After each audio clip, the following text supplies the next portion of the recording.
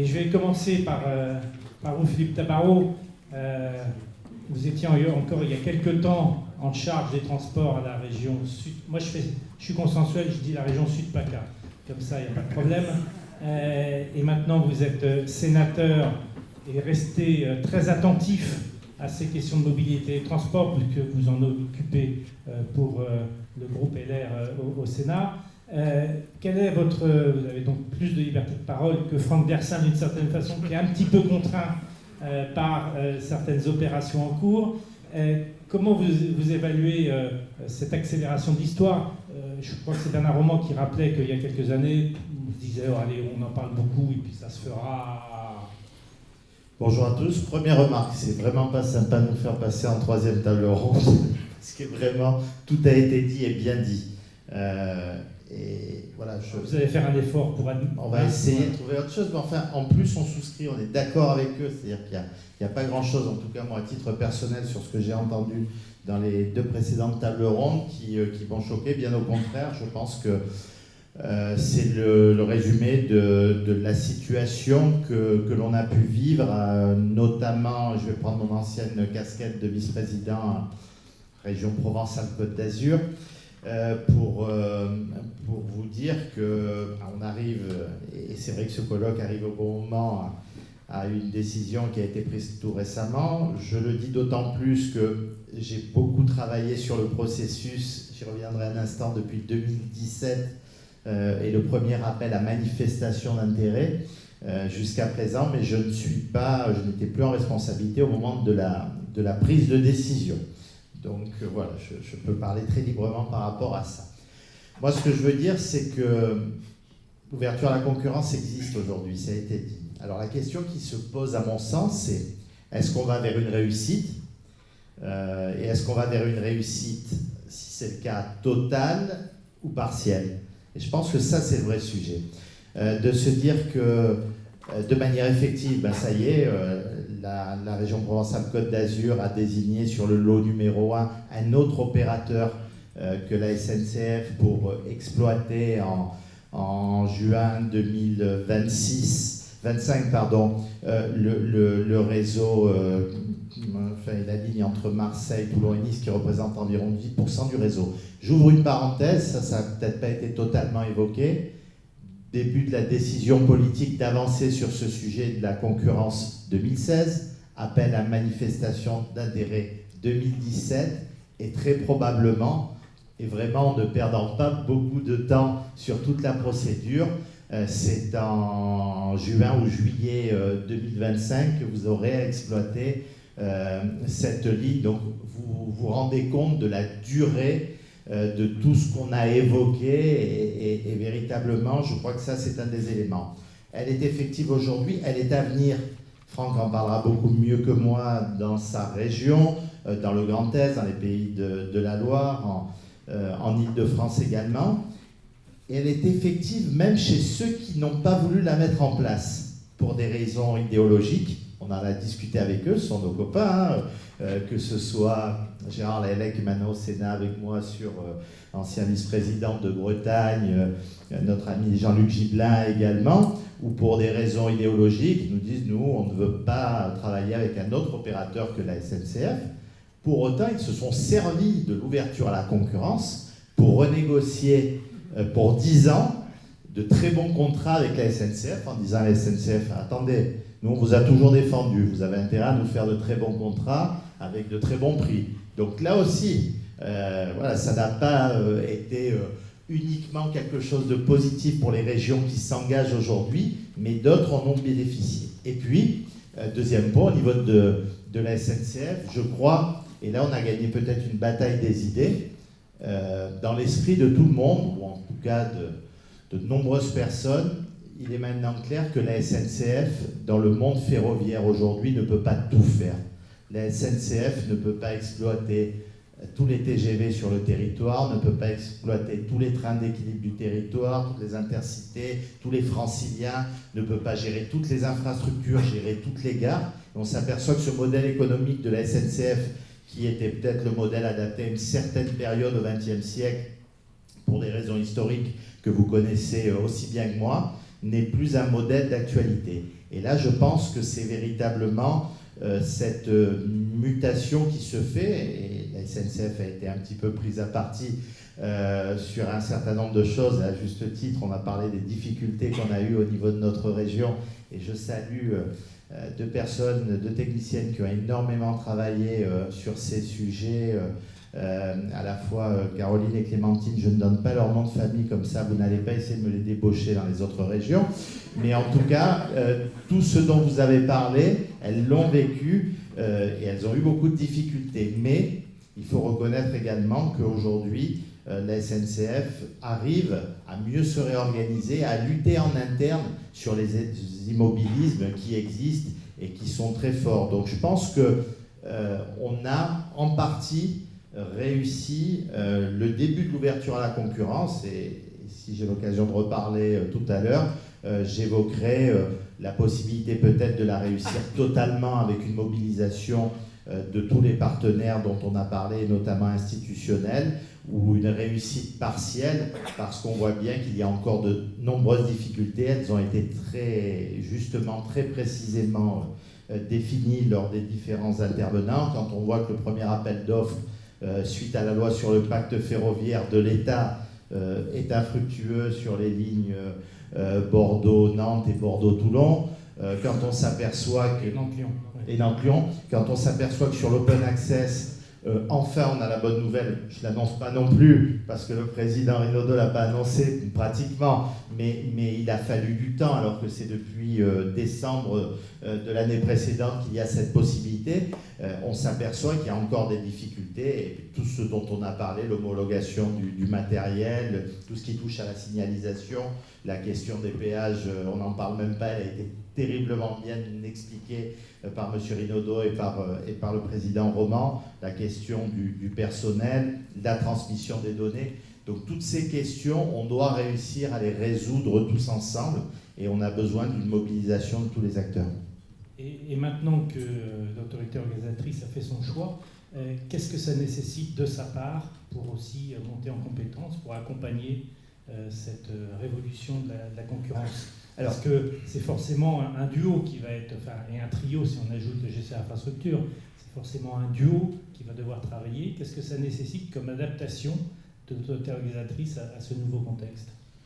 L'autorité organisatrice, je dirais, a pratiquement fait son boulot. Elle doit continuer, bien sûr, tout au long de la préparation du contrat, à donner tous les éléments nécessaires à l'opérateur qui a été choisi.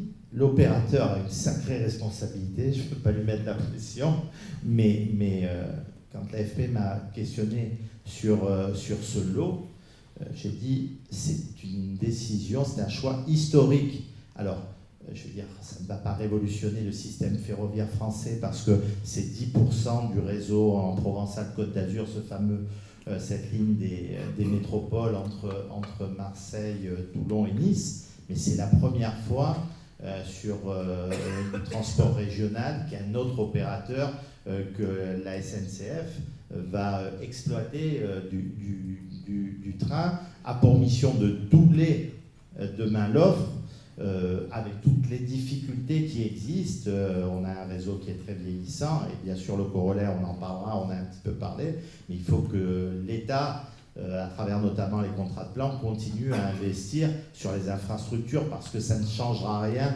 et au final, vis-à-vis de l'usager, on risque de ne pas avoir les effets escomptés si demain les travaux de réseau, de l'État, de tous les partenaires ne sont pas à la hauteur, parce qu'on sait que cela va totalement de pair et ça paraît indispensable. Et puis, pour terminer peut-être, il y a un certain nombre de mesures à prendre.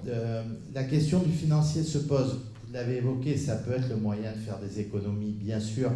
J'ai géré une collectivité avec mon président, Franck est aux affaires aujourd'hui. Notre objectif, c'est de baisser le plus possible la participation pour pouvoir, le cas échéant, réutiliser l'argent économisé soit sur d'autres actions en matière de transport, soit dans d'autres domaines, soit pourquoi pas baisser dans la région les impôts, mais Je pense que dans cette période, et notamment avec la pandémie, on ne doit pas non plus étrangler les opérateurs.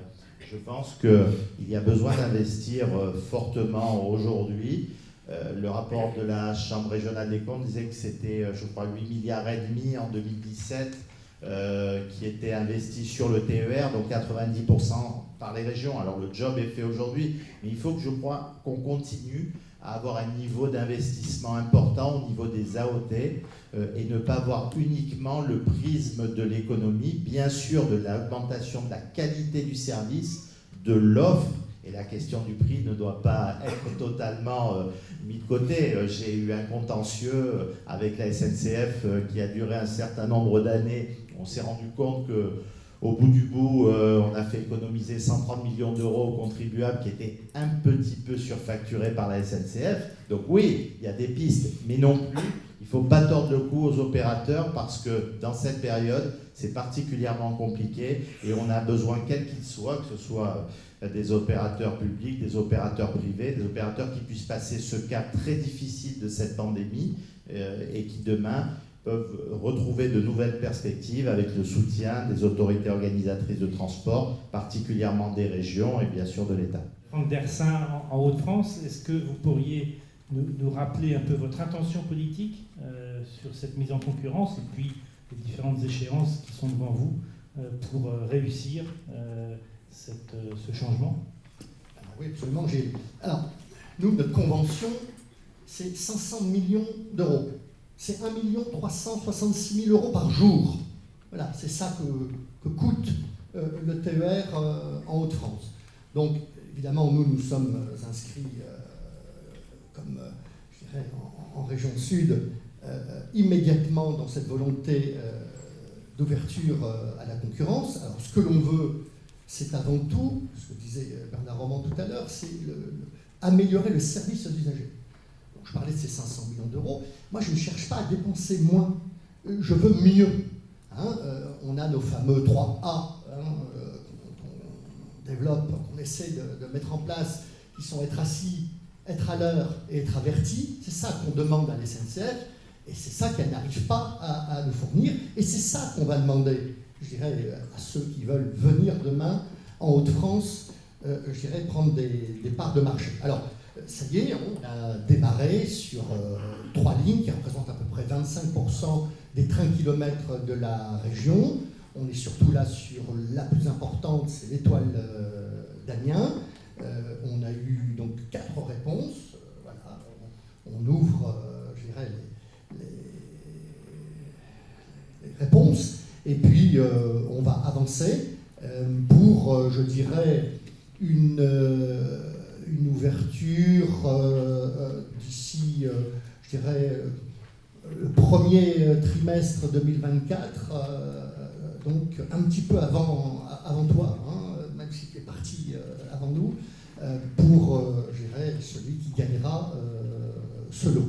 Derrière, on a aussi profité, on a aussi donc l'étoile de Saint-Paul, et puis on a le Paris-Beauvais, et on a enclenché tout de suite après les radiales parisiennes, puisque on se lance dans le Barreau-Creil-Roissy, qui va être une nouvelle ligne. Donc immédiatement, pour 2025, il y aura les radiales parisiennes qui mèneront donc pratiquement au fait que 52-55% des trains kilomètres seront ouverts à la concurrence dans la région des Hauts-de-France. Donc vous êtes parti un peu plus tard, mais plus fort.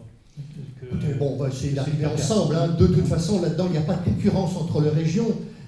Ce que l'on veut, je dirais, avec Philippe, c'est bien démontrer que cette ouverture à la concurrence a un sens.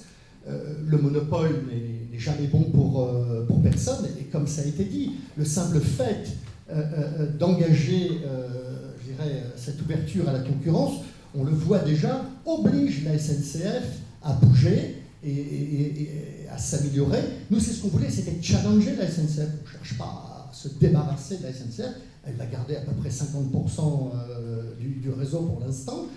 Donc voilà, on veut la challenger, faire en sorte que l'usager ait enfin une meilleure réponse. Vous n'avez pas hésité à aller au contentieux. Oui. Est-ce qu'il reste des points sur lesquels vous avez des grosses difficultés avec la SNCF pour préparer ces appels d'offres ? Évidemment, puisque on est allé au contentieux, je dirais, l'autorité, l'ART a clairement nous a donné raison, et la SNCF a fait appel.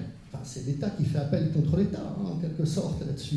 Donc il y a une mauvaise foi de la SNCF qui a dit, certes, il va falloir qu'on fasse ce que l'ART nous dit, mais on va encore gagner du temps.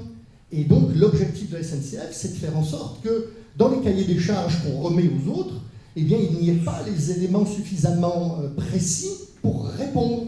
Et donc ça ralentit. Nous, on perd du temps, hein, effectivement. On perd du temps aujourd'hui dans l'ouverture à la concurrence, et c'est ce que cherche la SNCF. Et ça n'est pas acceptable du tout. Donc on verra bien. L'appel, c'est pour bientôt, hein, quelques semaines. Mais il y a plein d'éléments sur lesquels aujourd'hui, sur le matériel, sur la vente des billets, sur l'entretien, où on n'a pas de réponse, même sur les gares, on n'a pas de réponse aujourd'hui. Ou alors, vous savez, de temps en temps, il nous file un document de 1700 pages en disant démerdez-vous, et puis on est en train de là, on met des jours et des jours à essayer de comprendre ce qui est mis dans ce texte. Donc voilà, c'est pas du tout, alors, c'est pas une guerre, sauf qu'on est sur des politiques publiques. On est sur une politique publique, on n'est pas là, on ne gagne pas d'argent, je veux dire.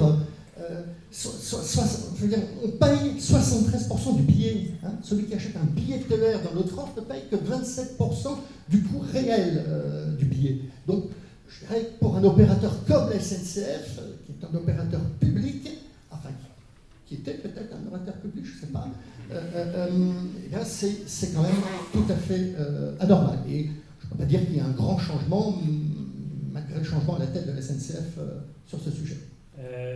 En région Hauts-de-France, il y a une grosse hétérogénéité de matériel, il y a une infrastructure qui est dans un état, on va dire, contrasté. C'est un sujet qui vous inquiète ? Alors, ce que j'ai entendu le ministre tout à l'heure.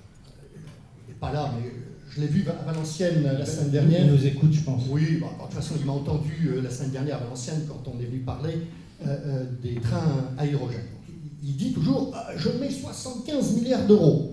Non, je lui ai dit, écoute, tu ne mets pas 75 milliards d'euros. D'abord, tu en as 35 que tu utilises pour boucher un trou.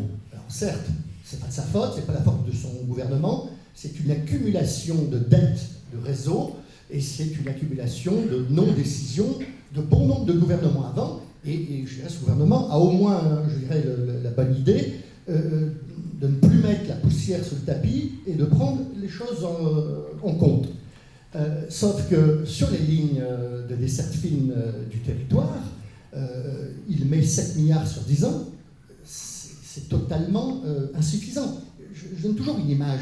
Ma relation que j'ai avec aujourd'hui SNCF Réseau. SNCF Réseau, c'est le propriétaire. Imaginons que SNCF Réseau est le propriétaire de ma maison et moi je suis locataire. Donc je dis à SNCF Réseau, oh là là, ma toiture elle fuit, vous êtes le propriétaire, il va falloir refaire la toiture.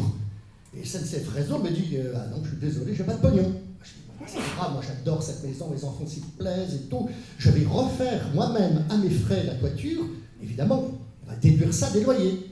Et le propriétaire, SNCF Réseau, me répond et non seulement vous allez payer la toiture, je ne vais rien déduire, mais en plus tous les ans je vais augmenter le loyer de 2,5% par an. Et c'est ça la relation que j'ai aujourd'hui avec SNCF Réseau. Et c'est totalement anormal. On parlait des péages, je veux dire, ils veulent augmenter de 3,5% par an, et ça n'est pas possible. L'effort, et là je vais parler même au nom des régions de France, je l'ai fait d'ailleurs à Valenciennes, au nom des régions de France, et je vais dire le même discours, on est tous en grande difficulté en ce moment. Les régions ont des gros problèmes financiers. Je veux dire, tout le monde a fait du quoi qu'il en coûte. Les régions aussi ont fait du quoi qu'il en coûte pour sauver l'économie régionale. Donc on s'est tous endettés. Et on est à un moment où on doit, en matière ferroviaire, investir énormément. Nous, là, on achète 33 trains, 565 millions d'euros. On doit rénover 150 rames. Vous savez, une rame, ça vit 40 ans, et à 20 ans, il y a une rénovation à mi-vie. J'en ai pour 450 millions d'euros. Donc, j'ai pour 1 milliard 100 millions à mettre, là, maintenant, dans le matériel. Sur la rénovation des lignes de desserte fine du territoire, pour les sauver, je suis obligé de mettre 600 millions d'euros. Mais les autres régions font la même chose. Sur lesquelles Réseau ne met que 8,5%. D'accord ? Donc, là-dessus, je dois également mettre plus de 200 millions en investissement industriel. Bref, toutes les régions aujourd'hui ont de grosses difficultés financières. Et je vous rappelle aussi qu'on vient de vivre un moment difficile. On a perdu, de janvier à juin, 50% de nos usagers. C'est-à-dire que moi, sur les 500 millions d'euros, j'ai 50%. Oui. Sur les 500 millions de la Convention, j'ai 185 millions d'euros de recettes. Eh bien, chaque mois, de janvier à juin, j'ai perdu 8 millions tous les mois de recettes. Bon, d'autres régions ont perdu un peu moins, d'autres autant. Je ne parle même pas de France, qui a perdu encore certainement ce que je perds en 6 mois, ils le perdent en un mois. Donc, je vais terminer avec une perte de recettes entre 60 et 70 millions d'euros. Donc, ça n'est plus supportable. Et l'État n'aide pas les régions aujourd'hui. Les régions ne lèvent pas l'impôt. Ne lèvent pas l'impôt. On ne peut pas dire, tiens, j'augmente. Non, on a quoi? C'est quoi le recette?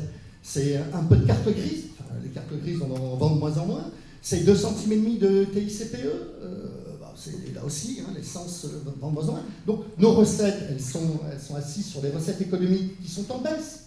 Donc, si vous voulez, on a aujourd'hui de grosses difficultés. Et les contrats de plan État-région, ils se terminaient en 2020, on les a prolongés en 2022 sans qu'il y ait de l'argent en plus mis. Puis aujourd'hui, on nous dit les futurs contrats de plan État-région, écoutez, on va laisser la présidentielle se faire et on en discutera après la présidentielle, c'est-à-dire 2023. Puis le temps d'en discuter, ça va prendre 18 mois. Donc les futurs contrats de plan État-région, c'est après. Et puis ils nous disent, de toute façon, dans les contrats de plan État-région, il y aura un volet à part sur les infrastructures. En sachant que le contrat de plan État-région qui se termine, on est monté quoi à 35%. Quel taux de réalisation chez vous? 35%, 38%. Je veux dire, c'est pas normal. La signature de l'État là-dedans, elle ne vaut plus grand-chose. Donc voilà, on a énormément à faire. L'ouverture de la concurrence est importante pour nous. Elle est importante en termes de crédibilité. Moi, j'ai d'énormes problèmes aujourd'hui sur les liaisons Amiens vers Paris, toujours vers la gare du Nord. J'en ai moins dans la partie Nord-Pas-de-Calais, et ça n'est plus tolérable. J'ai plein de gens qui vivent dans l'Oise aujourd'hui, qui vivent à Amiens, qui vont travailler à Paris, parce que c'est plus facile de vivre dans l'Oise qu'à Paris, et qui aujourd'hui arrivent en retard très régulièrement, et ça n'est plus tolérable pour eux. Merci beaucoup. Je dirais que malgré ce tableau apocalyptique, vous avez quand même 4 candidats. C'est quand même pas mal.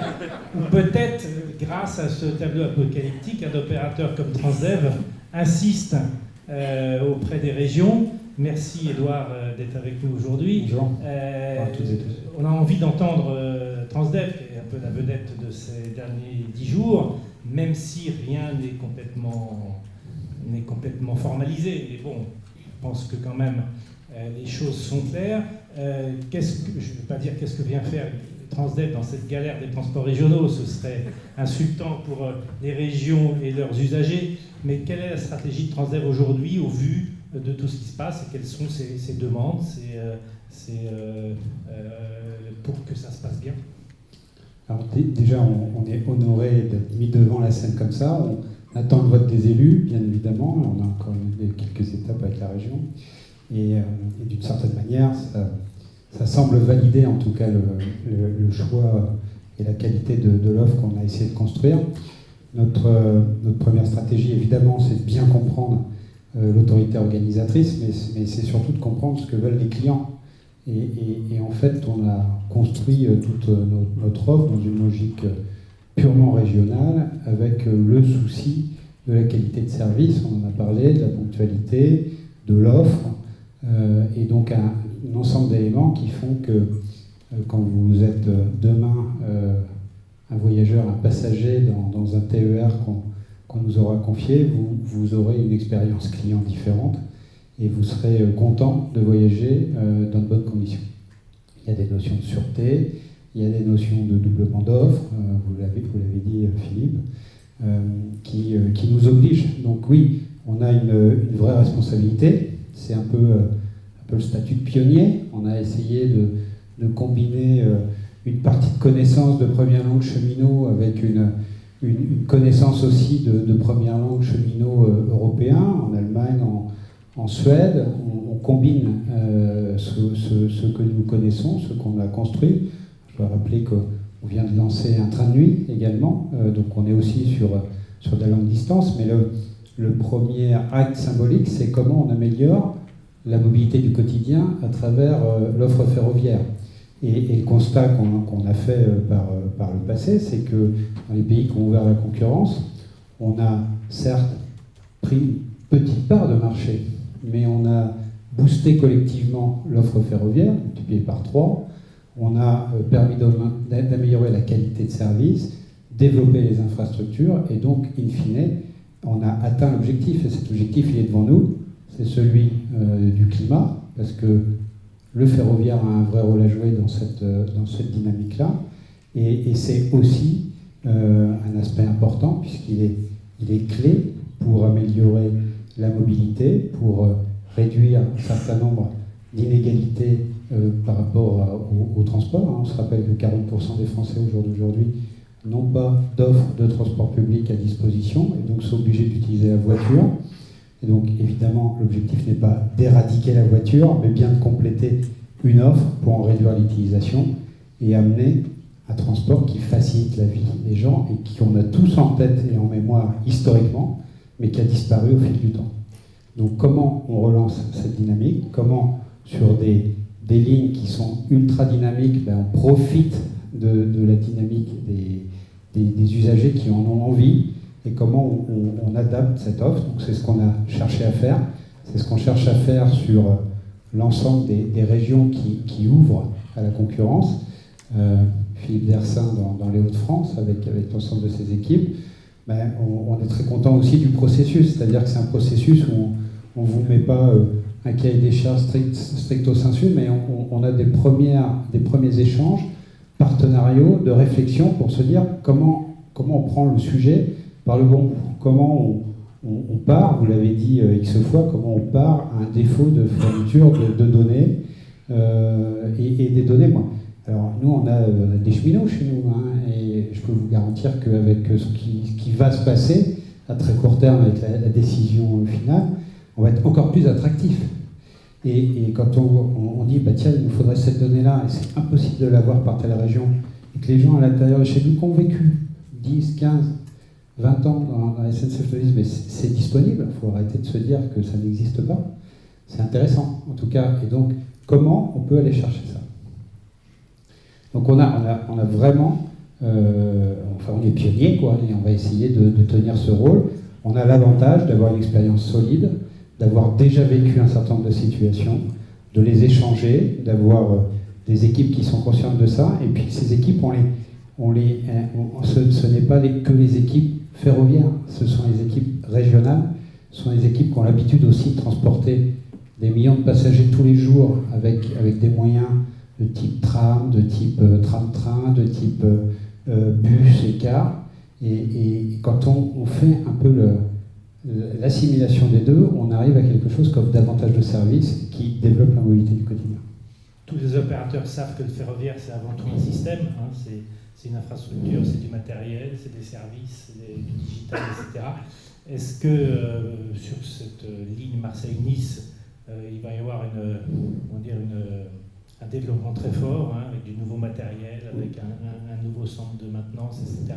Est-ce que ça a compté pour vous d'envisager tout ça de façon très ambitieuse, et est-ce qu'à contrario, sur des appels d'offres qui seraient peut-être un peu plus restrictifs, vous seriez plus prudent? Alors on continue à être sélectif, mais c'est vrai que les conditions qui avaient été mises sur ce lot Marseille-Nice, avec doublement de l'offre, avec de l'investissement dans le matériel, avec une ligne que gère Réseau, mais quand même une ligne qui voit passer nombre de véhicules différents, si j'ose dire, sont des gages, en tout cas, de réussite supplémentaire. Il y a des travaux prévus in fine, et donc il y a aussi un temps de préparation. Et il y a toujours eu de la discussion. Il y a eu aussi une étape avec une offre non engageante au début, où on peut mieux saisir et voir si le chemin peut être bien là. Vous l'avez dit, la maintenance, avec la construction d'un dépôt de maintenance et sa gestion complète. Et ça a été toujours pour nous une condition sine qua non de venue sur ce type d'appel d'offres, parce qu'on en a l'expérience et parce qu'on voit comment on peut être plus compétitif. Et donc on a clairement considéré que les conditions étaient, au fil de la procédure d'ailleurs, étaient remplies. Je peux même vous faire une confidence, on a notre partenaire dans la construction qui se demandait si on allait aller au bout avant même qu'on ait commencé de démarrer la procédure. Et donc oui, c'est clair, c'était clair parce qu'il y avait une réflexion, il y a eu des équipes solides qui ont été mises en place par la région et on peut discuter. Maintenant, je vous le dis, le vote des élus, je l'attends encore, je reste très prudent, mais bon, on est quand même bien parti. Le ferroviaire, c'est un système, c'est aussi des compétences.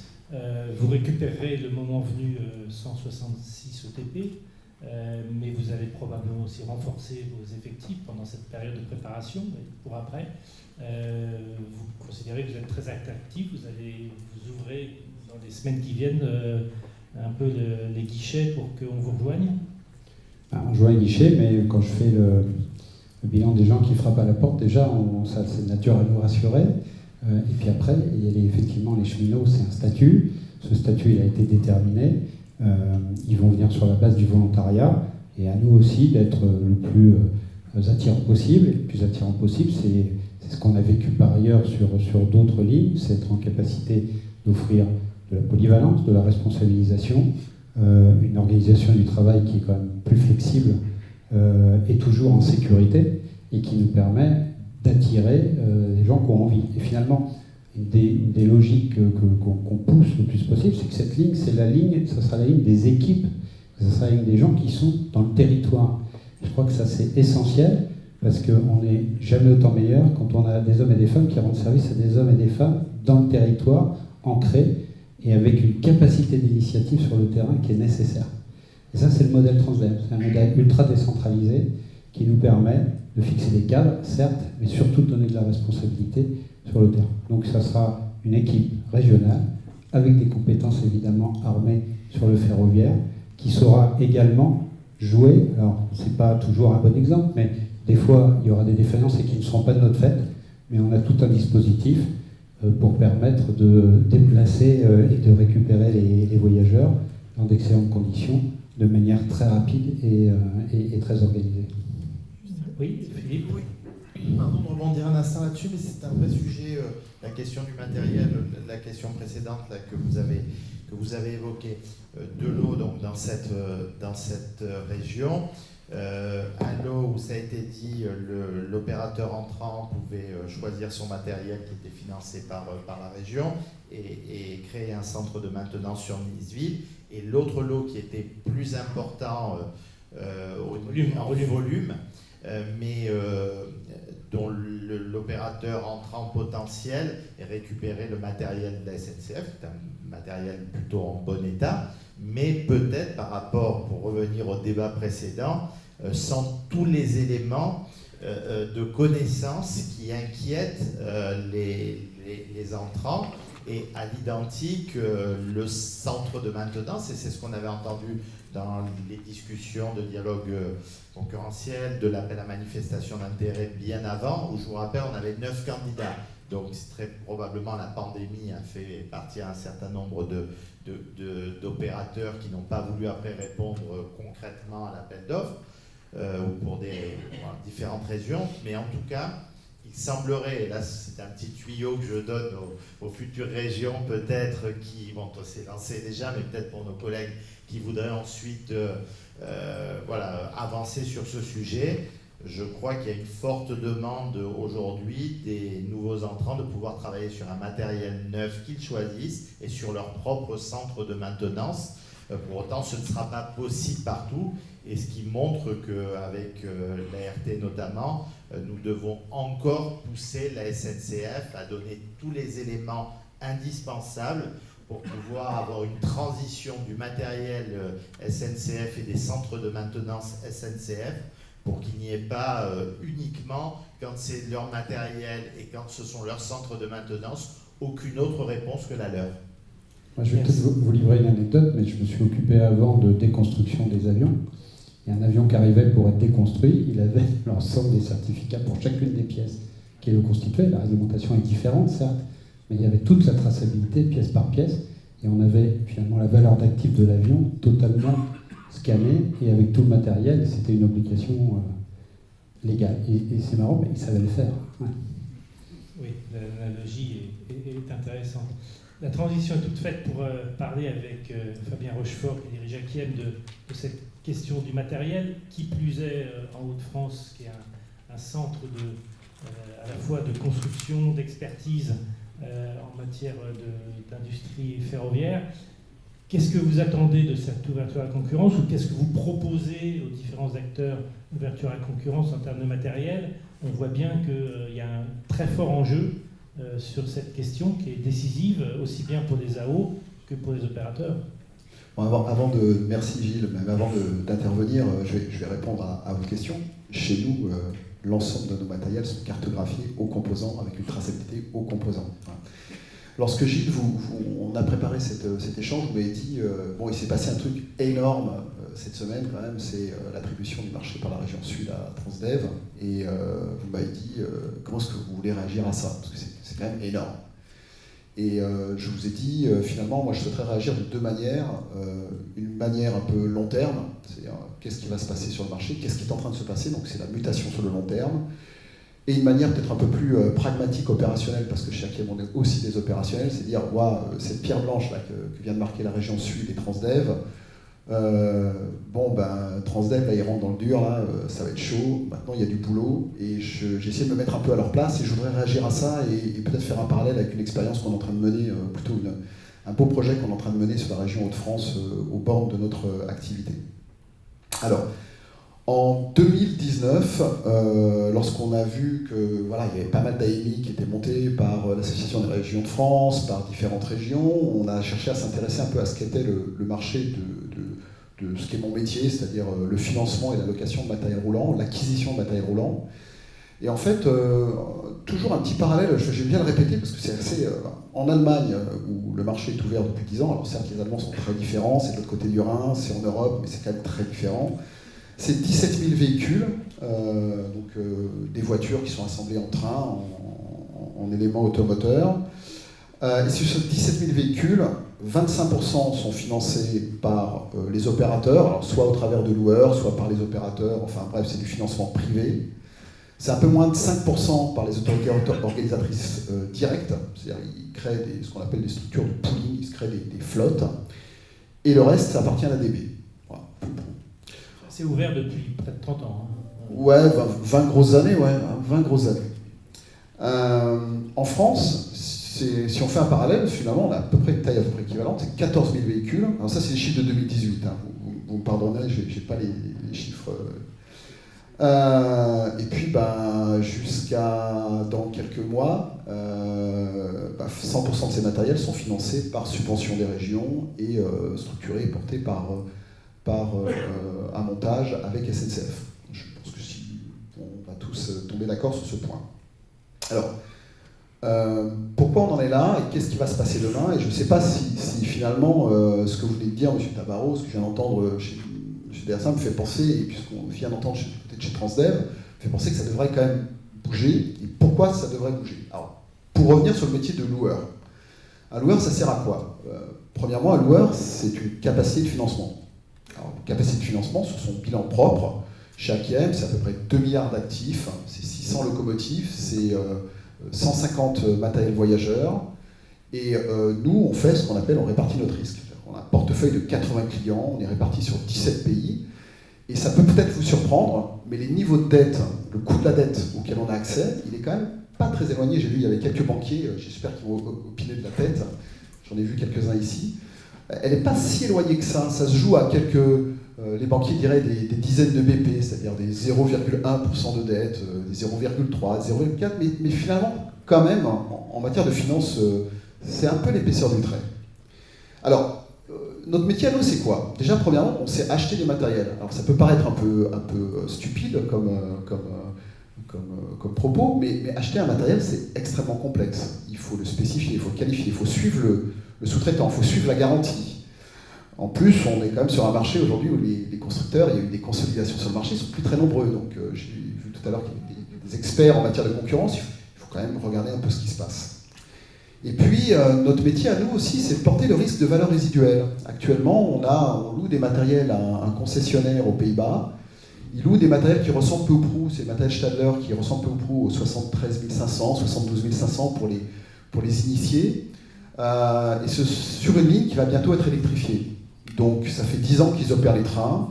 Le concessionnaire a vendu à la région, à l'autorité organisatrice, un service électrique. Mais ils n'ont plus besoin du matériel, ils vont nous le rendre. Et nous, 2 ans avant, on est déjà en train de préparer la commercialisation de ces matériels en Pologne ou en République tchèque ou en Italie. Et on est actuellement en discussion. Et ça, c'est notre métier. Nous, on sait parfaitement réhomologuer des matériels à l'autre bout de l'Europe. On l'a fait, par exemple, récemment, pour des locomotives fret achetées initialement par la SNCF il y a 15 ans et qu'on opère aujourd'hui en Hongrie, en Croatie, en Bulgarie, en Slovénie, un pays d'Europe centrale. Notre métier, c'est aussi de modifier le matériel. Alors, on peut imaginer des hybridations, on peut imaginer plein de trucs, et on peut le faire vraiment en toute transparence, puisqu'en fait, on va le faire vraiment... on n'a pas trop le choix, parce qu'on est des petites structures, donc forcément, on va le faire aux bornes du projet, et on va offrir une transparence totale par rapport aux attributions et aux gestions des projets. Alors, vous allez me dire, ok, mais tout ça, ça coûte vachement plus cher que d'acheter directement avec de l'argent public. Alors, moi je vous dirais que tout à l'heure, les quelques BP dont on parlait, les coûts de financement, vous financez tous votre résidence principale, vous négociez votre prêt avec votre banquier, vous arrivez à gratter 10 euros ou 100 euros sur votre mensualité. Finalement, c'est quelques écarts qu'on peut constater entre un financement public et un financement privé en lease opérationnel, avec tous les services que je viens d'indiquer dedans. Il y a un autre élément qui est extrêmement important, et je pense qui a fait le succès aujourd'hui de l'Allemagne, par rapport à un marché que je qualifierais de non ouvert. C'est probablement, et je pense que Transdev pourra témoigner, parce que je pense que vous avez une activité extrêmement importante en Allemagne, et je pense que vous pourrez témoigner sur ce point-là, c'est une augmentation considérable de la fiabilité des trains, de la disponibilité, aussi des coûts de maintenance, j'y reviendrai tout à l'heure, et une forme d'agilité dans la mise en œuvre de l'innovation. Parce qu'il y a une proximité avec l'autorité organisatrice, avec les opérateurs. Alors vous me direz, pourquoi, on en parle depuis 2018, pourquoi on n'arrive pas à développer le leasing? Nous on est une société française, on vous l'a dit tout à l'heure, on fait à peu près, sur les 230 millions d'euros de chiffre d'affaires, on fait à peu près 20 millions d'euros de chiffre d'affaires dans l'activité passager, soit avec des trains, soit avec le financement de locomotives pour le compte d'opérateurs sur des trafics comme Bruxelles-Amsterdam par exemple. On pense qu'en fait, c'est juste inhérent à des pratiques et des règles comptables franco-françaises. Et nous, on propose tout simplement que peut-être nos législateurs s'y attellent. Alors, il y a un truc que personne peut-être ne connaît, ça s'appelle les accords de Cahors. Alors, ils sont tombés. Les accords de Cahors, ils disent quoi? Ils disent, voilà, les régions, ou les 322, je crois, collectivités territoriales, en fait, qui ont des budgets de plus de 60 millions d'euros, ont été contraintes jusqu'en 2020 en fait, à tenir leur budget de fonctionnement avec une augmentation maximum de 1,2% par an. Maximum. La contrepartie à ça, alors je le dirais de manière comme ça un peu légère, mais grosso modo c'est beaucoup plus ouvert sur les budgets d'investissement. Avec grosso modo une espèce de trait qui est l'endettement et qui doit correspondre grosso modo à une capacité d'endettement de 10 ans. J'ai compris que c'était à peu près le plafond. Et je pense que les experts ici présents pourront compléter. Alors, la difficulté, c'est qu'aujourd'hui, le leasing en traitement comptable, c'est qualifié comme du fonctionnement. Donc ça ne marche pas. Il n'y a aucune région qui va être intéressée à prendre du leasing, tout simplement parce que ça va taper dans les budgets de fonctionnement. Donc une première petite idée, ce serait de faire comme en IFRS 16, un norme comptable international, c'est tout simplement d'affecter ces loyers à de la dette, grosso modo en finances publiques, à la charge d'investissement, et tout simplement de lisser la quote-part de cet investissement réalisé par le loueur sur cette période-là. Donc ça c'est la première idée. Et puis la deuxième idée, je crois le gros élément aussi d'écart, on l'a dit tout à l'heure sur le coût de la dette, en dehors des sujets de service, d'assistance à la maîtrise d'ouvrage, c'est celui des taxes. Alors ce qui est dommage, c'est qu'un véhicule d'investissement, forcément, il y a des effets de levier, il va générer des profits. Et je trouve dommage que ces profits, finalement, ils ne bénéficient pas à la région qui finance, parce que finalement, moi, je paye mes impôts comme tout le monde, je suis très content de payer des impôts, mais je trouve que ce qui serait extrêmement vertueux, finalement, c'est de réaffecter cet impôt sur les sociétés qui est généré sur le financement de ces véhicules spécifiques. Et là, on s'approche un petit peu de ce qui a pu être imaginé en Angleterre au moment de l'ouverture du marché de la concurrence, de le réaffecter tout simplement aux régions qui auraient structuré ces opérations de cette manière. Et puis enfin, pour terminer, ce que je crois, c'est que ça va être très dur, je pense, pour vous de lancer ça. Nous, on vit exactement la même chose. On est très heureux d'être accueillis par la région Hauts-de-France, puisqu'on est en train de construire nous-mêmes un atelier pour nos propres besoins, qui sera un atelier en open access, mais qui va surtout servir à réaliser une grosse part des 400 millions d'euros d'investissement en maintenance patrimoniale qu'on a sur nos matériels au cours des 10 prochaines années. Donc on en réalisera à peu près une vingtaine à 25 par an sur les Hauts-de-France, sur le site d'Austricourt. On va faire sortir le terre. On y travaille depuis. Premier contact avec Pavel Carambeau et la région, c'était en 2019. On dépose le permis de construire cette semaine. Donc c'est dur. Ce que je voudrais dire aussi, c'est que là, je ne vais pas me plaindre vis-à-vis de la SNCF, vis-à-vis du régulateur. Là, je crois qu'il faut qu'on prenne en main notre destin. Nous, on fait plus des 2/3 de notre chiffre d'affaires hors de France. Et ça peut vous paraître complètement fou, mais aujourd'hui, pour moi, c'est plus simple de faire la maintenance d'une locomotive Prima Alstom achetée par SNCF en Hongrie qu'en France. Et la raison à ça, c'est pas l'accès aux ateliers, c'est pas les difficultés qu'on a, c'est l'absence de compétences en open access, l'absence de formation. Lorsqu'on va en Hongrie, lorsqu'on va en Allemagne, lorsqu'on va partout, il y a des IUT qui forment au ferroviaire, enfin l'équivalent, ou des bachelors, il y a des métiers, il y a des bacs pro qui ne sont pas adossés à la SNCF, mais qui sont, ou à la DB, mais qui sont ouverts, et on trouve ces gens-là, on trouve ces compétences, et il y a un vrai marché de l'emploi.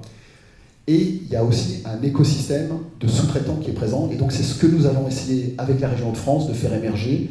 Et on compte bien sur votre soutien pour nous aider dans cette tâche qui va être rude et longue. Voilà.